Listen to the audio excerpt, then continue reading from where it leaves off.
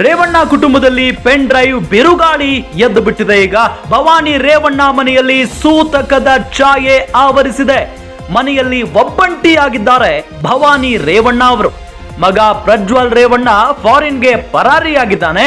ಪತಿ HD ರೇವಣ್ಣ ಅವರು ಜೈಲು ಪಾಲಾಗಿದ್ದಾರೆ. ಭವಾನಿಯಿಂದ ಮತ್ತೊಂದು ಕಡೆ ಕುಟುಂಬಸ್ಥರೆಲ್ಲ ಅಂತರವನ್ನ ಕಾಯ್ದುಕೊಂಡಿದ್ದಾರೆ. ನಾವು ಬೇರೆ, ರೇವಣ್ಣ ಕುಟುಂಬವೇ ಬೇರೆ ಅಂತ ಕುಮಾರಸ್ವಾಮಿ ಅವರು ಘಂಟಾಘೋಷವಾಗಿ ಕಡ್ಡಿ ತುಂಡು ಮಾಡಿದಂತೆ ಹೇಳಿಬಿಟ್ಟಿದ್ದಾರೆ.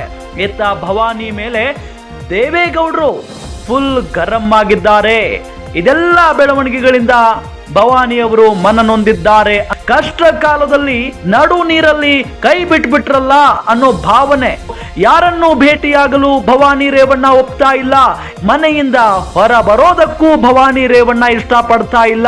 ಸಂಪೂರ್ಣವಾಗಿ ಮೌನದ ಮೊರೆ ಹೋಗಿದ್ದಾರೆ ಭವಾನಿ ರೇವಣ್ಣ ಅನ್ನೋದು ಗೊತ್ತಾಗ್ತಾ ಇದೆ.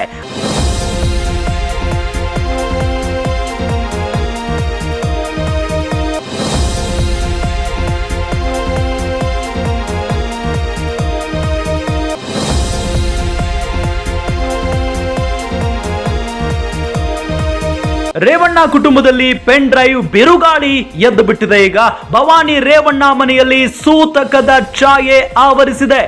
ಮನೆಯಲ್ಲಿ ಒಬ್ಬಂಟಿಯಾಗಿದ್ದಾರೆ ಭವಾನಿ ರೇವಣ್ಣ ಅವರು.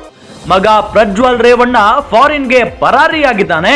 ಪತಿ HD ರೇವಣ್ಣ ಅವರು ಜೈಲು ಪಾಲಾಗಿದ್ದಾರೆ. ಭವಾನಿಯಿಂದ ಮತ್ತೊಂದು ಕಡೆ ಕುಟುಂಬಸ್ಥರೆಲ್ಲ ಅಂತರವನ್ನ ಕಾಯ್ದುಕೊಂಡಿದ್ದಾರೆ. ನಾವು ಬೇರೆ, ರೇವಣ್ಣ ಕುಟುಂಬವೇ ಬೇರೆ ಅಂತ ಕುಮಾರಸ್ವಾಮಿ ಅವರು ಘಂಟಾಘೋಷವಾಗಿ ಕಡ್ಡಿ ತುಂಡು ಮಾಡಿದಂತೆ ಹೇಳಿಬಿಟ್ಟಿದ್ದಾರೆ. ಇತ್ತ ಭವಾನಿ ಮೇಲೆ ದೇವೇಗೌಡರು ಫುಲ್ ಗರಂ ಆಗಿದ್ದಾರೆ. ಇದೆಲ್ಲ ಬೆಳವಣಿಗೆಗಳಿಂದ ಭವಾನಿ ಅವರು ಮನನೊಂದಿದ್ದಾರೆ.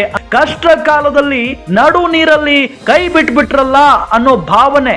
ಯಾರನ್ನು ಭೇಟಿಯಾಗಲು ಭವಾನಿ ರೇವಣ್ಣ ಒಪ್ತಾ ಇಲ್ಲ. ಮನೆಯಿಂದ ಹೊರ ಬರೋದಕ್ಕೂ ಭವಾನಿ ರೇವಣ್ಣ ಇಷ್ಟಪಡ್ತಾ ಇಲ್ಲ. ಸಂಪೂರ್ಣವಾಗಿ ಮೌನದ ಮೊರೆ ಹೋಗಿದ್ದಾರೆ ಭವಾನಿ ರೇವಣ್ಣ ಅನ್ನೋದು ಗೊತ್ತಾಗ್ತಾ ಇದೆ.